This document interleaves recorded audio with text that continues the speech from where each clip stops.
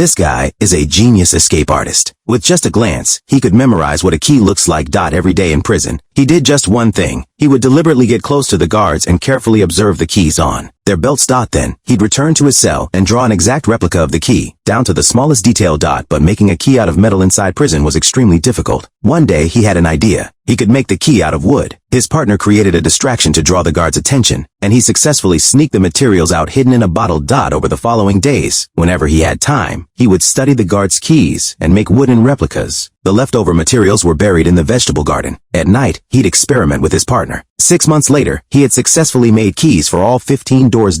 But he still needed a map of the prison. So he went to the handsome guy in charge of throwing out the trash. The handsome guy made a deal. He would exchange the map for cigarettes and soap, but the whole transaction was seen by the guards. The next day, the guards told the man that the trash guy had been killed. They warned him to behave, or he would meet the same fate. Realizing the urgency, he knew he had to escape quickly. That night, he gathered several prisoners, but most of them refused to go. These old prisoners knew there was no chance they'd succeed. So, the plan moved forward, with one person opening doors and another locking them behind them. When they reached the final door, a disagreement arose. The man said they needed the round-headed key, but another insisted on the flat-headed one. With the guards' footsteps getting closer, they were running out of time. In that crucial moment, they finally opened the last door. Taking advantage of the guard's brief distraction, they slipped out of the prison right under his nose. Walking down the street, they pretended to be calm to avoid drawing attention. They quickly hailed a cab and headed to a different city. By the time the guards discovered their escape the next day, they had already vanished without a trace. The old prisoners, who had watched the escape unfold, couldn't help but laugh. They actually made it out, but at the same time they regretted not escaping with them. Meanwhile, the 3 successful escapees couldn't contain their joy.